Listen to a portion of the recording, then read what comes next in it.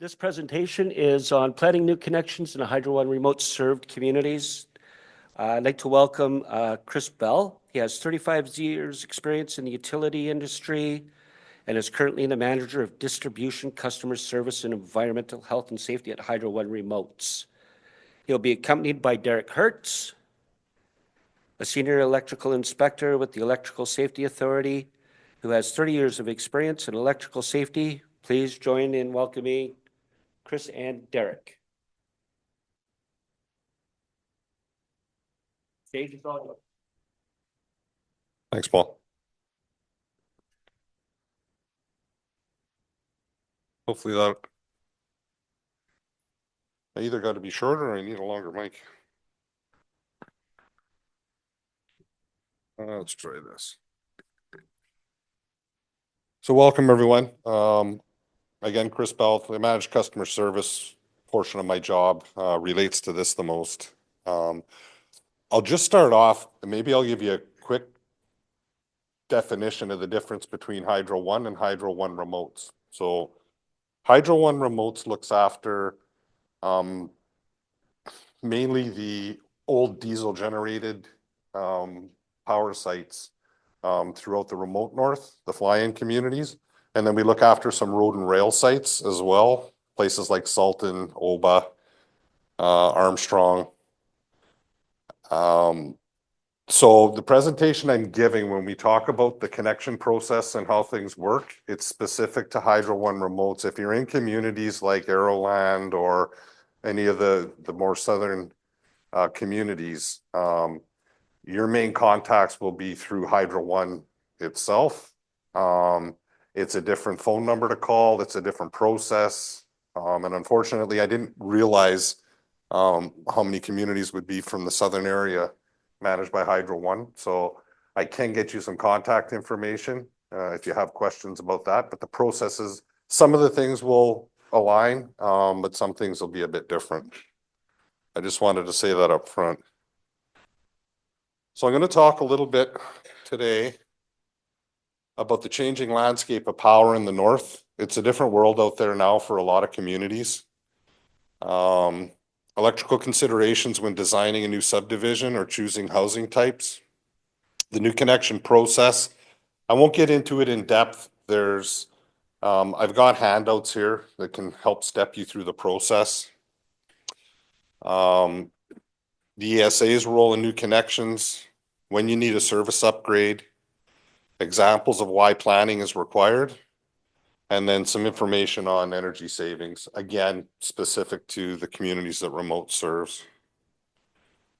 So when we talk about the changing landscape of the north, this is a map of the territory that we cover and the communities that we cover. So anything in purple, these used to be all diesel gen sites. The majority of them now have been converted over to the Watay power grid. So the way the Watay power grid works is Hydro One from say Thunder Bay or Dryden feeds Red Lake and Pickle Lake. That's Hydro One network. From Red Lake, Pickle Lake to the northern communities, it's the Watay line that's been run to the communities. And then at the end of the Watay line, that's your transmission line, that's your large voltage line, comes into the communities. From there, the distribution network that feeds all of the houses and all the businesses, that's Hydro One Remote's responsibility.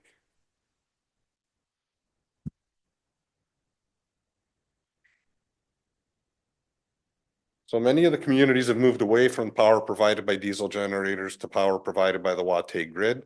And there were a lot of issues or obstacles when communities were fed with diesel generators. If the community grew or the power needs of the community grew to a certain point, you'd have to buy additional or larger diesel generators and in order to provide service to everybody that needed it. That took a lot of time to put in place. You couldn't just grab a new 150 kilowatt generator and slap it into a community in 6 months. So there was a fair bit of planning required. And the thing that's changed a lot for us in the communities is there's been a shift. So most homes and businesses in the north were primarily heated with wood in the past. There's been a big shift to those homes and businesses being heated by electricity with electric furnaces that draw a ton of power. So in a diesel operation, there's some huge costs to upgrading the systems to be able to handle that. But even on the distribution side of the house, the network in the community was initially built based on most of these homes being wood. You could connect more homes to a single transformer. Now we're changing the way we design the network to basically make assumptions that most of the homes are going to be electric. If they aren't now, they will be in the near future.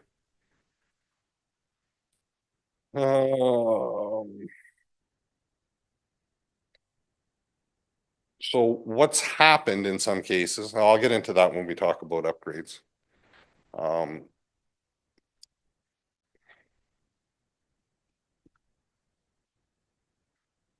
So new connections and expansions.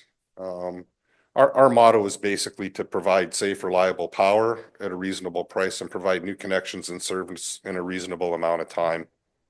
So I'm going to talk a fair bit about here, and it's not just me, about things that the communities can do to help ensure that we meet your timelines and deadlines to get things done. And then please fire back at me on things that we can do to help you with that. Our provisioning work is set up on a first come, first served basis. So once the contracts have been signed for an expansion or a subdivision, payment's been made, ESA has been done, we schedule our design engineers to go out and design it once the payment's been made. And then we schedule the line crews, then ESA goes out, does their thing, and we do the connections. As probably a lot of you are aware, most of the communities are growing quite rapidly. Plus, there's a lot of upgrades to the existing homes that are in the communities as well. So we're on average right now. 3 years ago at remotes, we were doing around 100 new connects a year, and we pushed almost 300 this year. So it's 3 times the number that we used to do.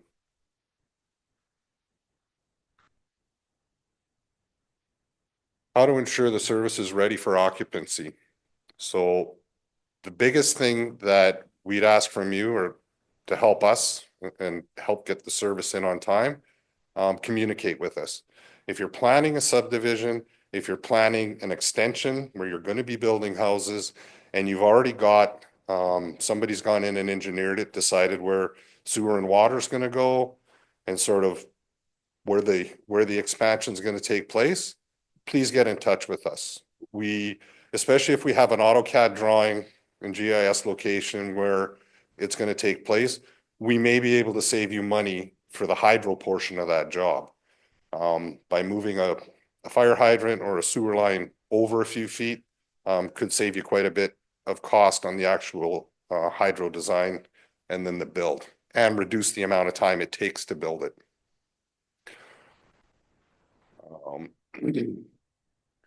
So when to contact us for subdivisions, line extensions, larger commercial builds, water treatment plants, any building that is really non-residential. The sooner we know that it's going to be built, the sooner we can start provisioning. And in some cases, doing some of the build prior to, if we know the building's going to go in and we have other work in that community, we'll do that portion of the work at the same time to save flights and money as well. Service upgrades. So any, again, large businesses that are 3-phase or converting to electric heat, and then new homes or businesses under construction.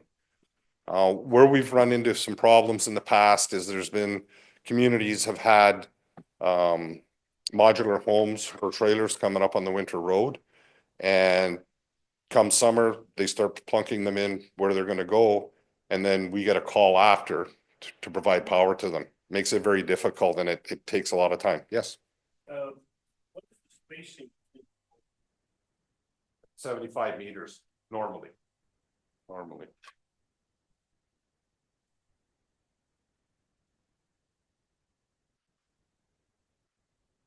There's some information on our customer services department. I believe everybody's got access to the presentations after that's here. If not, I've got some handouts that have this as well, that I can hand out. And we'll have a booth at the trade show tomorrow where all this information will be available as well. So generally, once you know that you're gonna have some additional power requirements, if you contact our office, we can offer some advice about location. If you're putting a building in, how far it needs to be away from the existing power line, or maybe the best location to put it so that the costs are less, that we can reach it with the existing power line. As soon as we have to start adding poles and transformers, the price goes up substantially. A layout will be scheduled for a fee. And a layout is when one of our engineers goes to the community and actually looks at where the poles are in relation to where the houses are going to be placed, or the trailers are going to be placed, or the sewers are going to be placed, and comes up with a plan of how to best build the hydro network into it. The benefit of getting hydro involved early too is your telephone systems, your coax cables for internet are generally run on the same pole. So it basically gives Bell Canada or KNET a heads up and access into those buildings to provide those services. After the designer goes out, we'll send you some documents, including a construction agreement and invoice. That'll basically give you the estimate of how much it's going to cost to put service into the location. Once that's been signed, returned, the invoice is paid, we schedule it for build and then send a line crew out to place the poles and conductor if required. Some jobs are relatively inexpensive, some are quite expensive, depending on what needs to be done. We do try and bundle the work as best we can. So if we have other work in that community, we'll schedule your build in that community at the same time to save flights, because the flight costs are a good portion of the overall cost. Some things to keep in mind and try to avoid in housing projects. Buried services are we definitely prefer not to have buried services. Issues are locates for one. There's not always people in the community that can do locates, which then holds up other construction projects until somebody can get to the community to do a locate. Hydro One only locates its own facilities as well. So technically from the pole to the dwelling is the responsibility of the customer. Now, 9 times out of 10, we'll locate it for the person while we're there locating ours. And your repair, especially in the winter months for a buried service that goes bad, is going to take longer than it is for aerial. There's not a lot of rear lot facilities in the north. Rear lot means we try and avoid running our pole lines behind houses or behind 2 sets of houses, just because access to it with our equipment gets very difficult. People put up fences, people put up sheds, things like that. It makes it very difficult to fix or add to it later on. Avoid additions or extensions that will not allow access to your meter from outside. The meters in the north are all read manually today. And what we see quite often is people will put an addition on the house right over the meter base, and there'll be a picture later on of it. That doesn't allow our meter readers to be able to go and read the meters unless they can get access to the house. Avoid projects that'll require groundwork, especially in the winter months. So what can happen is the building material, the modular homes come up on the winter road, usually sit for a couple of months until spring, summer comes around. They get placed, the subdivision gets built, they get placed, hydro gets called now to come and put the pole lines in the winter months. It takes us twice as long and it costs twice as much money to do it in the winter. And that all gets unfortunately passed on to you folks. Avoid changes in the initial design, especially those impacting grades, ditches, water, sewer lines, layout, lot location. Once you've got your design engineering package from whoever's putting the subdivision together or the extension together. That's why I say it's better if we talk about how it's being done first. We may be able to make some suggestions to a change in that design at that point, or you may be able to make some suggestions on where you want the pole lines to go.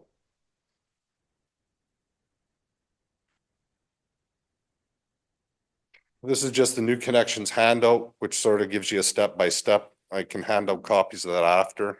I want to try and save as much time for questions as possible at the end of this. Like I said, this isn't a me thing. I know there's things that we can probably be doing better for you as well. So feel free to fire away.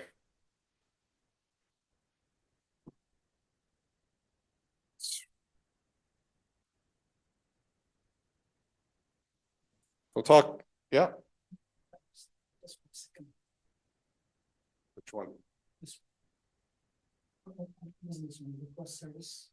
I will request service. No, the next one. This one. I've got a sheet for that I can give you too.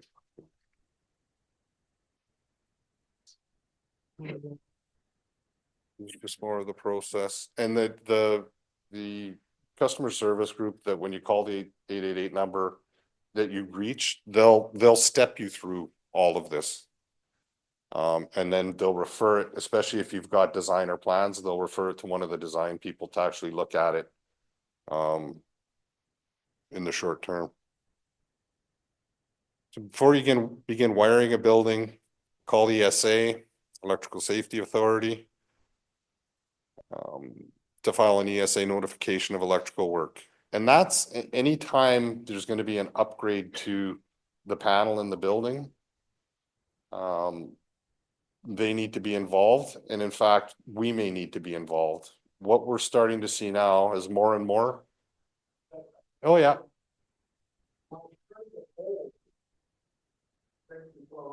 Different cables and fibers and whatever you want to run on the pole. Is that based on what hydro specifics or first basic poles? They put whatever they want on. Sorry, I missed that last part. If the First Nation provider own poles, could they put whatever they want on, lights or whatever? Oh, yeah. But the hydro probably wouldn't go on this pole. Generally, most communities everywhere, they don't want multiple pole lines running through a community. Poles on like 2 poles sitting side by side, running different services. So generally, and especially in the north, because really we're the only ones with the equipment up there today for a lot of that, and the inventory of poles and whatnot. So Hydro One looks after, or is prime or responsible for the poles for Bell Canada, as well as Hydro, as well as KNET in some cases. So KNET, or in some cases the community itself, they would enter into a joint use agreement with Hydro, and then they pay a nominal fee to attach to those poles to run their services on it. So everything's on the same pole. The other benefit you get to that is Hydro's going to end up replacing that pole if it gets hit by a truck or torn down by a dump truck or a backhoe, or if the pole just needs to be replaced because of age.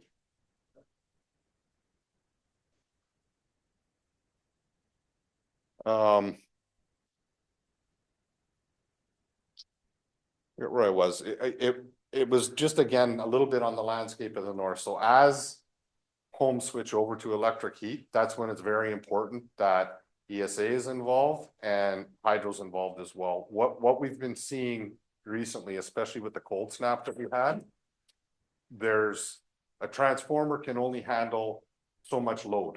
A given size transformer can only handle so much power draw at a time. When they were designed, or when they're designed, one of the first questions that our office would ask when you're requesting service is, how is the house heated? Because it makes a huge difference if the house is heated electric or the house is heated oil. As an example, or oil or wood.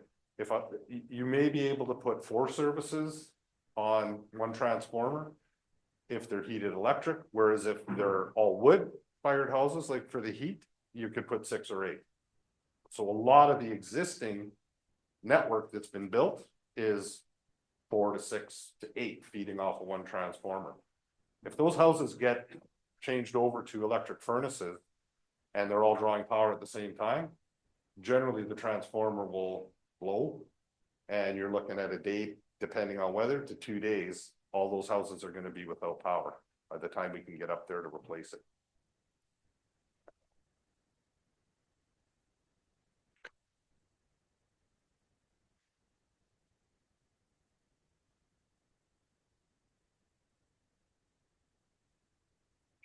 Oh, in the handout.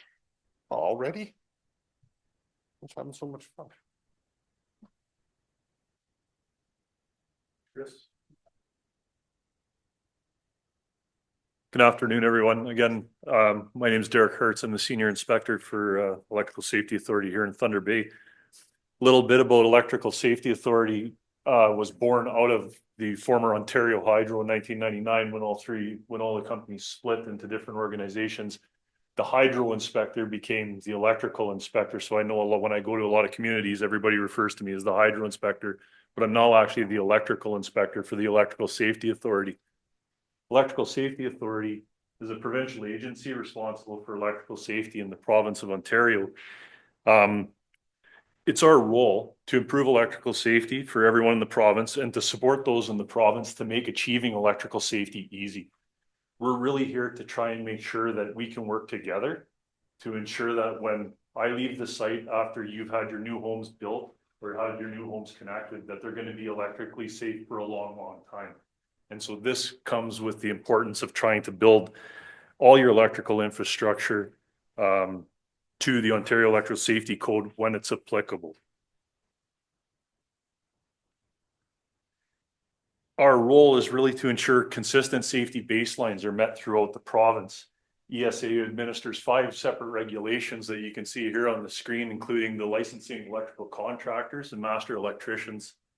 Electrical distribution safety, which includes audits and inspections of local utility assets when they install them. Electrical product safety, so CSA labels, Intertech labels on all the electrical products that you buy or the modular homes that you buy. When you open the panel doors and you see that big label in there, means that that home's been inspected and that we can find that suitable to be connected to ensure the safety of you and the people of your communities. And for last but not least, the Ontario Electrical Safety Code, which I'm going to talk about today because that's the code that I use when I come around to these communities to evaluate the electrical installations that have been done to ensure they're code compliant. And we'll talk a little bit about the importance of that code compliance. So why do we do electrical inspection? In many communities, right up until now, the Watay grid has been connected. You didn't see the electrical inspector at all, but now Hydro One is asking you to have this inspection done. And it's so that Hydro One knows when they connect a building, be it a home, be it an arena, be it a new police station, a new nursing station, they're certain that what they're connecting is going to be energized in a safe manner. We're not going to endanger anybody through a fire or a shock hazard. The object of this code is to have a minimum standard built for your electrical infrastructure, your electrical systems, to ensure that there's no fire or shock hazards to anybody who interacts with that system. And so an installation installed to meet the code, evaluated to meet the code, and maintained in a safe manner will ensure a safe installation for the life of that installation. Some of the recent changes to the electrical code would involve things like interconnected smoke alarms. Up into a certain point in the early 90s, smoke detectors in new dwelling units only had to be battery operated. Now, when you have a new home that's built to the building code, the electrical code says they all have to be wired together. So a fire in one room alerts residents in another room, gives everybody more time to get out. Or if you remove one of them, the other one will stop. If you tamper with one, there's a definite opportunity there that the other smoke detectors will alert the residents of the home. There's a problem with the system and it needs to be fixed. That's correct. One of the next best technological advancements that we use in the electrical safety code is what's called an arc fault circuit interrupter. There was a study done in the United States where 30,000 fires, home fires, caused by electrical arcs. The study showed that in 50% of those cases, had an electrical arc fault circuit interrupter been installed in that home, they would have not had that house fire. That's close to, they were using a number in the neighborhood of $345 to $365 million saved in saved homes. So how do you get this wonderful electrical inspection? If you're asking yourself this question, well, you'll find on the table, we handed out some pamphlets with the QR codes. You can download a notification application form, and you can fill that out and have it emailed away to our call center. Or if you'd like to talk to someone in person, we have a lovely group of individuals at the call center that'll help you through filing your notification application, and you can call this number here. Once you have a notification, the inspector is going to come around and we're going to do 3 inspections. And typically we like to try and do 2 at the same time. And that would be your rough-in inspection, where all your framing is done, all your wires are pulled, all your boxes are mounted, and connections are made up, and before you cover the walls. We like to make sure that everything there is installed as it should be so it doesn't present a hazard in the future. At the same time, ideally, we would like to do your service inspection. If we can accommodate both those inspections in the same trip, we're saving you time and we're saving you cost in the second return trip, and then a third trip for the final inspection.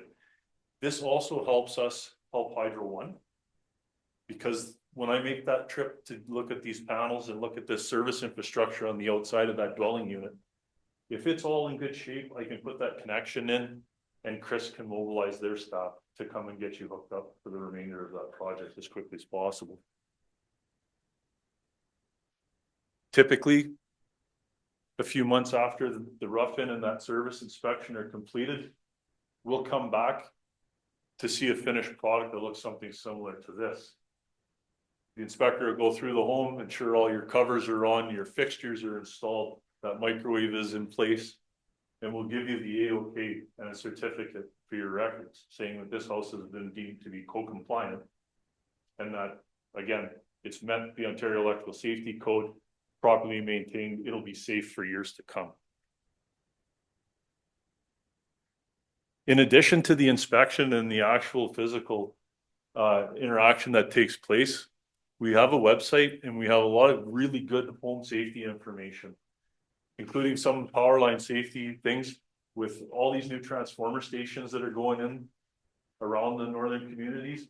You're going to have curious individuals, children, that are going to wonder, what is this big fenced in structure? Some of those transformer stations are close to the community.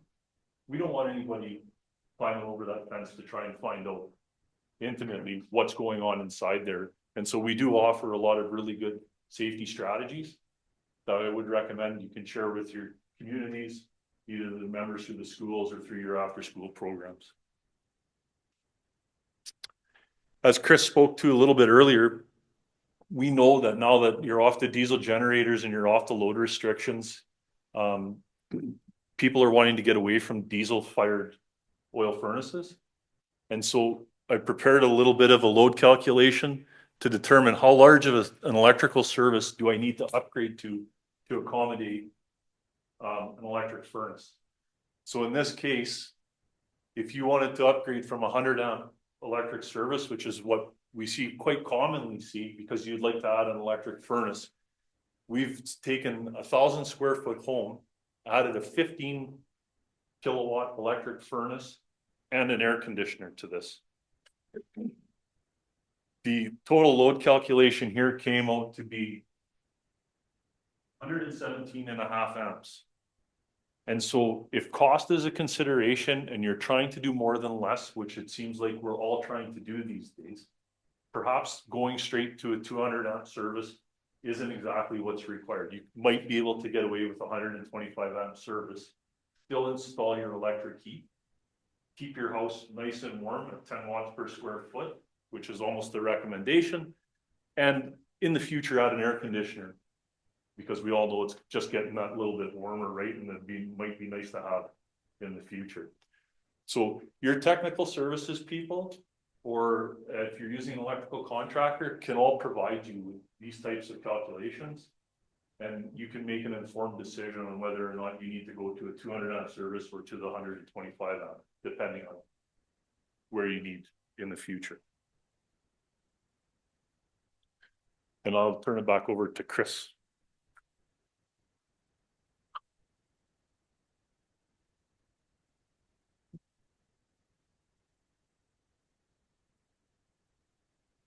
So just a few things that would trigger an electrical service upgrade. If you're gonna add significant load to your electrical service, i.e. a new electric furnace, building an addition onto your home or adding power to a garage or an outbuilding, those would require a call to ESA, and they may or may not require an upgrade to the hydro service coming in. It depends on how much additional energy is going to be used based on the calculator that Derek just showed. How do you know you need an electrical service upgrade? Your contractor or electrician should be able to tell you that when he's doing the work. You could use the online load calculator or contact ESA or remotes, and we can help provide some direction. What size of service do homes need? There's a few things you got to consider. How is it going to be heated? Again, baseboards, electric heat. Do you plan on adding on to it in the future? And sometimes it's tough to tell, especially when you get a new home, if you're going to be adding on. But if there's a good chance you're going to be, it's less expensive to do it up front than to do it after the fact. And do you plan on running power to outside buildings? Ask the contractor to assess what is the appropriate service side, 125 amp or 200 amp. We really don't see a whole lot of 100 amps anymore. What are the main causes of delays getting new homes connected? Last minute requests for service. Work has failed an ESA inspection and will require a return visit by the electrician. Changes were made to the location of the dwelling from the initial design. Sewers, water lines, ditches have changed from the original design, requiring Hydro now to move or change where their poles are placed. Poles or other large material not available. So another reason it's very important for us to know ahead of time. Just like the houses and the building materials come up on the winter road, the poles come up on the winter road. So if you plunk a subdivision in with 30 new homes and we need 15 poles to feed those homes, if we didn't know about them that winter road season to get the poles to that community, we may not have the poles there in order to provide the service. And then customer obligations have not been met. Trees or other obstacles have not been cleared, which would have been identified on the design. So the owner of the dwelling is responsible from the pole to the house for clearing any vegetation that's going to be in the way of the service. Payments pending. Customer Connect contract is pending.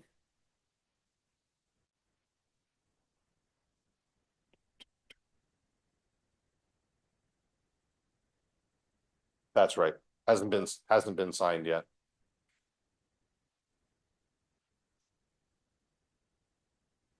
That she would not sign off on that? In the majority of communities, yes. Yeah.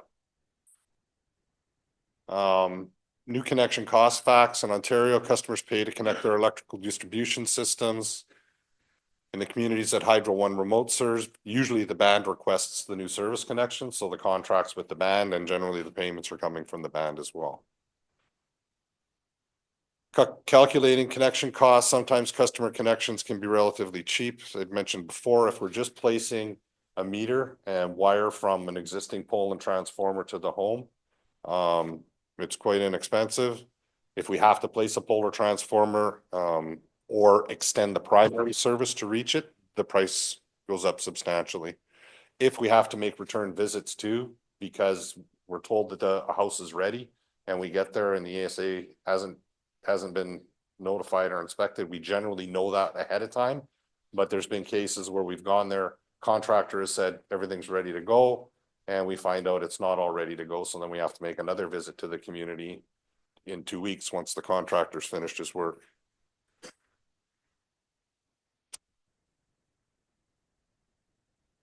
This is just sort of a quick and dirty diagram. We've had instances, especially if the hydro lines have already been placed or you're placing homes or building homes in an area that already has service. There's certain distances that the dwellings need to be away from the line.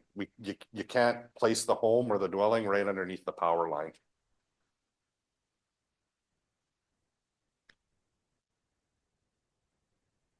This is the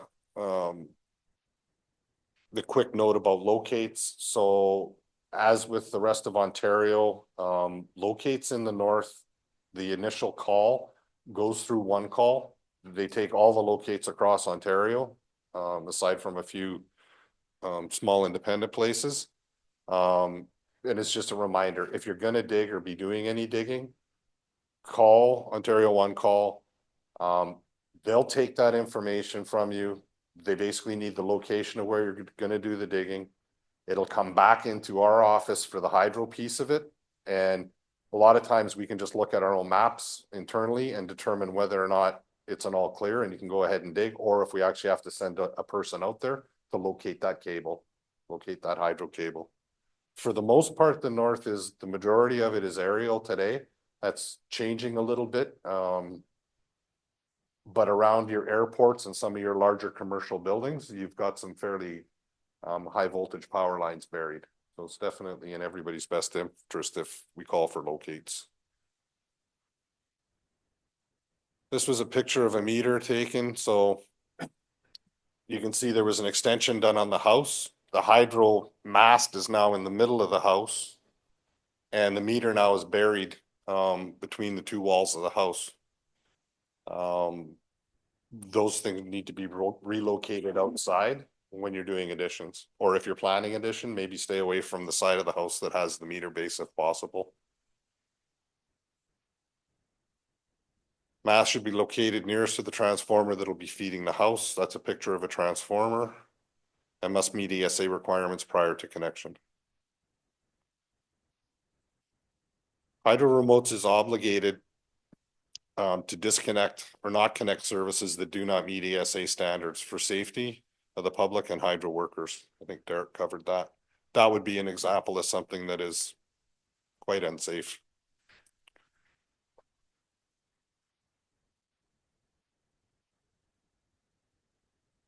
So Hydro Remotes has a few programs, well, between Hydro Remotes and Onwa.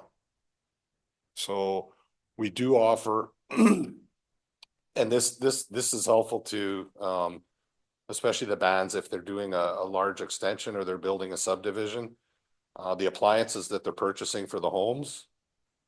If you send the receipts into us, and there's a form to fill out on the website, we'll kick back $200 for each one of those Energy Star appliances. We also have a program to replace old bulbs with energy efficient LEDs, as well as street lights and commercial lights. And a lot of the street lights in the north have been converted to LED already. We have a renewable energy program, which would encompass solar and in some cases wind or hydroelectric. There's only two hydroelectric. I think there's only one hydroelectric dam still running in the north that provides power. Solar was quite popular a few years ago, and the way Hydro Remotes determines how much we pay a customer for power for the solar power that they're providing, it was based on Hydro Remote's cost to provide power to that community. So a community like Fort Severn that is still run off diesel generators, the cost of the power was a lot more. So if you put solar panels up to compensate for that, you would be paid more. The new communities that are connected to the Watay grid, the prices are a lot less for the transmission. So the payback isn't as good. So it's not quite as popular, but there are still instances where customers want to put solar up.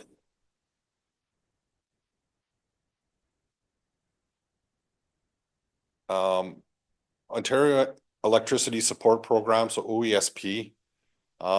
This is a government program that provides rebates to customers based on income and the number of people in the community. But you have to sign up for it. If you don't sign up for it, you don't get it. They don't just arbitrarily give it to everyone. Quite a few of our customers in the north have been signing up. Gail, who would normally be here, she attends a lot of events in the communities. She'll hold bingos and whatnot in the community, luncheons to talk about these programs to try and get as many people to sign up and reduce their bills. There's no downside to this program. This is just a picture of our website.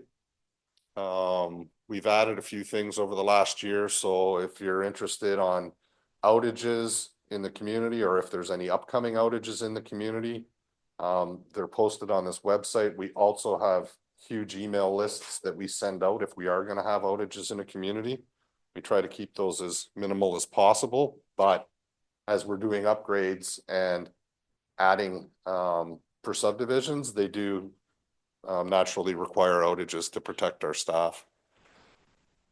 What we find now that we've sort of got a three-way split of responsibility, what has happened is Hydro One will need an outage to work on their transmission line going to, say, Red Lake, and then a month later Wate may need an outage on their transmission line going from Red Lake to Pekangicum. If they have an outage on their line, though, it knocks out all the communities that are from Pekangicum north.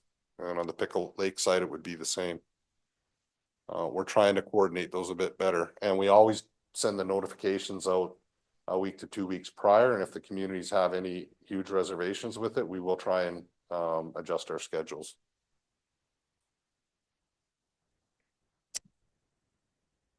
So thank you, Miigwech. Questions? Rotten tomatoes? Apple? Yeah. Well, thank you for bringing up all those energy saving programs. That's kind of more the area I work in. But when you're talking about the service application and coordination with inspectors and line workers, is there room in that for if a company chooses to do an energy audit, an energy auditor to tackle through that coordination for flights and things like that? Well, we don't generally share flights just due to liability, because it's a hydro flight. We do with ESA because they're kind of our freaky cousins, so that's all good. But as a rule of thumb, no, we don't share flights. We have on occasion when there's emergency requirements and things, but we definitely try and avoid it because the liability rests on hydro for anything that happens to that person while they're in the air under our flight. Sorry. It's Fatih, you're doing electrical works up in as well. I've seen something new, some of those houses, they're not for over a year. I don't know what's the reason. Is it the community that isn't sharing, sending a request yet? But the structure of the house is going bad. Some windows are broken. Yes. New houses, right? Yes. And like maybe sharing such information. So you are finding bad for serving to family on the way back can start somewhere. Stuff. That's right. Just an idea, because I'm afraid it hurts. To be honest, it hurts me, with this housing issues. Yeah. And getting those houses rotten literally makes me sad. You kind of hit the point I'm trying to make. The more we know ahead of time, the better we can schedule that. We don't always know where we're going on a weekly basis. Like we generally have a schedule out 6 weeks to 8 weeks on when we're booking appointments. Our flight schedule is usually a week to 2 weeks schedule because it changes. If we have trouble takes priority of connection. So if there are troubles in communities, the crews have to go there first, then they'll come back. But we do everything we can because flights aren't really expensive. They're difficult to get. I experienced that as well. We gave a call. It was within a month or two, you guys came, it was in Fort Sill, we upgraded 20 houses. Yeah. Service. Yeah. 20 them. It was pretty easy. I'm thinking like, why it doesn't work? Maybe it's the bad. For which community was it? The service upgrade, Yeah, it was Fort Sill. It was pretty quick job, you know. Oh, yeah, yeah. we try to keep our calendars within a month, like Yeah. that's even pushing it out. But depending on the demand that comes in and the communities are gonna be building, like the building season is short, right? So everybody's building at the same time, everybody wants to be connected at Yeah. the same time. Again, the more advanced notice we have, the better we can try and plan for that. And the biggest savings is if we can group flights together and hit a whole bunch of things in that community. It's easier to send the line through there and clean everything up at once and then move on to the next community. Can I jump in there? Yeah, please. The gentleman at the front was referring to a project that went on in Fort Severn where it was 20 homes, he said. 20 or 22, something like that. Yeah, yeah. They upgraded the electrical service in all 22 of those homes. It was 2.5 months of planning prior to us arriving at the site. And I say us because the contractor that did that work contacted me 2.5 months before and said, I'm going to Fort Severn, I'm going to upgrade 22 homes. How do I get inspections for all of those? What do you need to do? When I have 2.5 months to plan my schedule to accommodate that, I packed a lunch, I packed a supper and a sleeping bag, and I went and spent the night in Fort Severn while the contractor worked. At the same time, Hydro One left the day before and provided all the disconnection and the work protection for the contractors to do their work. And they were out almost 3 months. But it's that type of communication between us all that allows that project to go as smoothly as that. And so the more time that we can plan those projects ahead of time and get everybody thinking the same direction, it makes life much smoother for all of us and it saves a lot of costs and a lot of Can work. get more than short time. We're done in a shorter period of time, absolutely, yes. Yeah, there's a lot of time lost just in mobilizing and demobilizing to a community. Like we all go through it. Hey, just another fun fact, like normally in the past, we were sending 5 to 10 poles up on the winter road per community. Last year, we sent 600 poles up in total, like 600 poles. That's Just an huge. idea that I could, out of this subject. So the wind turbine, the turbines itself, they're being replaced maybe after every 10 or 20 years, you will have a better idea. And then around Toronto area, I've seen producers making carbon fiber power poles. Can those turbines be utilized as power pole? Maybe temporarily some section of it can be cut and utilized as power pole instead of being sent to landfills. I don't believe there's a distribution standard that would prevent that to happen.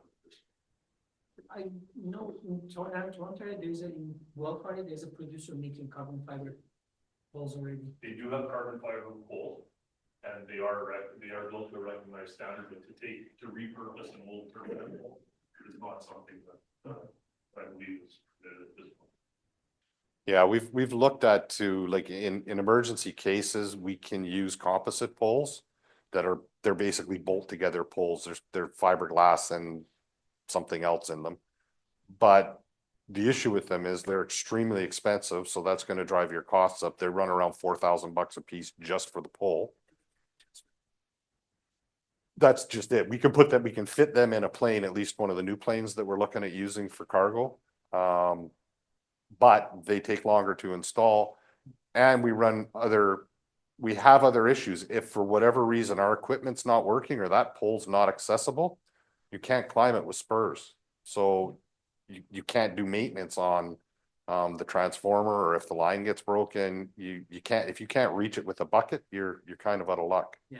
So in an emergency case, yes, we would put those in place, but comparatively, the price for a wooden pole is around $600 to $800.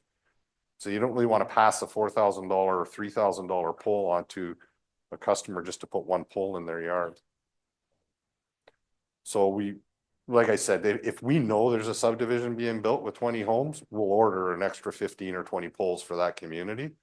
Right now, aside from probably 3 or 4 communities, we're still in really good shape, but we're only looking at running another large batches up to 3 or 4 and then just smaller batches to the other ones. Assuming the winter roads kick in soon, hopefully.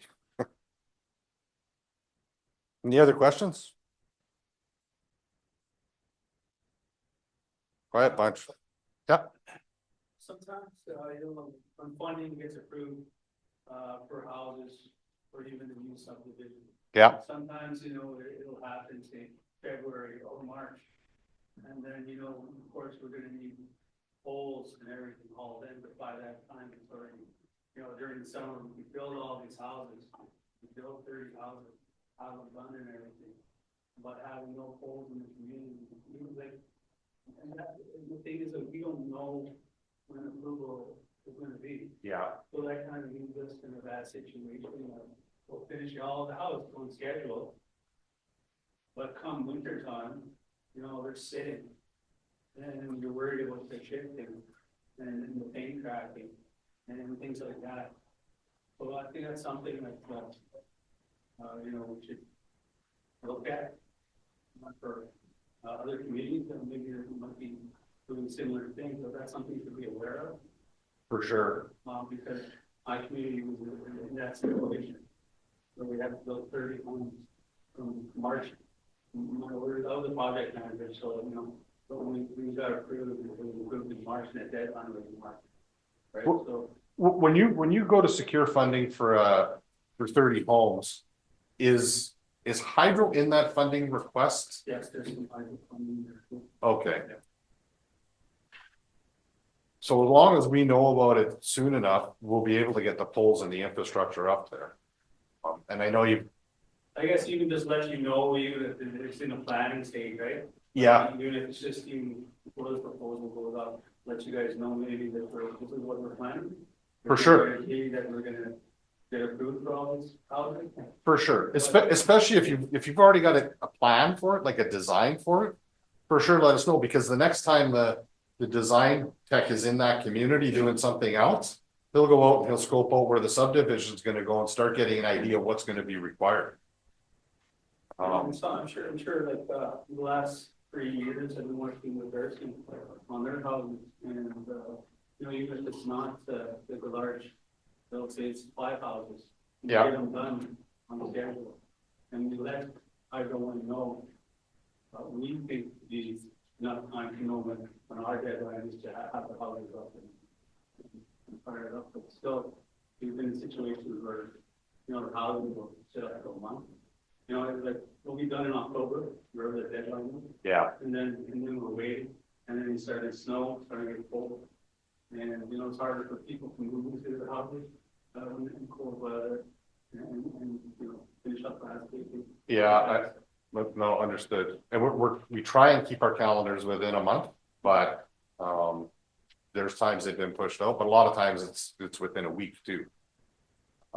Again, it's sort of first come, first serve, because all of the communities are building at the same time. So the one that we've been able to go to first in design is the one that's going to get built first generally as well. But again, if we have as much notice as possible, at least we can start to marshal equipment and stuff in there on the winter roads and make sure that we've got a plan in place for when you pull the trigger and you want the service in there, that we can try and get in there. And there's probably prep work on some of these that can be done ahead of time as well, prior to connection, especially if we have to extend our primary out past the last house on that road and you're continuing down an existing road. That primary work can be done ahead of time. Transformers can be hung ahead of time. And then we would just send a crew out, and then all they have to do is connect the transformer to the house, and away we go.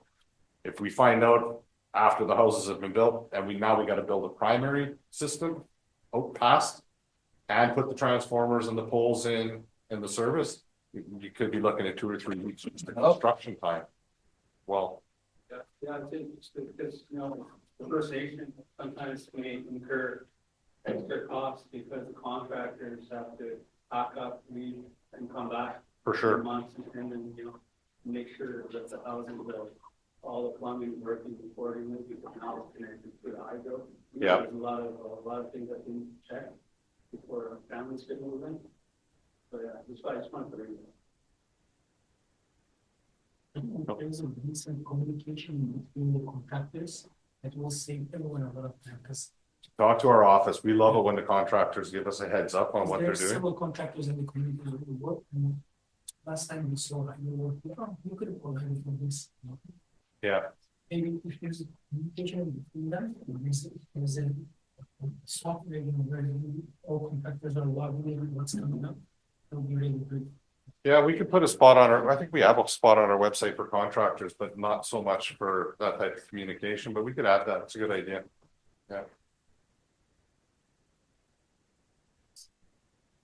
Any more questions?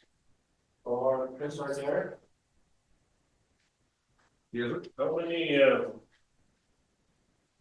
remotes need to be hooked up to, let's say, the one take grid, or if there's any future plans, going into, another region up north in the remotes to hook up line? Well- Eventually, from what I understand, everybody's gonna be, the generators are gonna be phased up at some point or another. Eventually, but right now, so the Mattawa communities, there's nothing that I know of that's planned. I think there's been some talk between Watay about extending the line there. I think the Mattawa communities, a lot of it was hinging on what mining was gonna take place up there, and the assumption was that even for telecommunications, the fiber was gonna be put in. Once the mining went in, that would pay for the fiber to be placed, it would pay for the hydro lines to be placed, it would pay for rail to be placed, it would all be part of the infrastructure. So the communities and those communities, unfortunately, have kind of been set back a bit until they figure out what's gonna go on with the mining, and then the government will pump money into provide the networks up there. Hydro, telephone, road, rail, whatever. Like, for instance, is there a hydro line, let's say, going in from Moose City, Moose Factory, all the way up the coastline to Meadow Outskirts and Fort Albany in those areas? Do you know it? We Is there don't, a hydro line going up there? we, going up there? Yeah, up to those remotes. up There's there. one going to Moosonee, I believe, out of the south. Honestly, it's not my area. Hydro One, not remotes, Hydro One looks after Moosonee. And I believe it is fed with a transmission line from probably, I don't know, Hearst or Timmins or somewhere down that neck of the woods. Then Western James Bay Power looks after, I think, Attawapiskat and a couple of the other communities on the coast, provides power to those. And then that power line ends, and Fort Severn is sort of our furthest northwest community that's still fed with diesel as well. And it's not on the books to get grid connected with the existing Watay project. There probably will be additional Watay projects come out.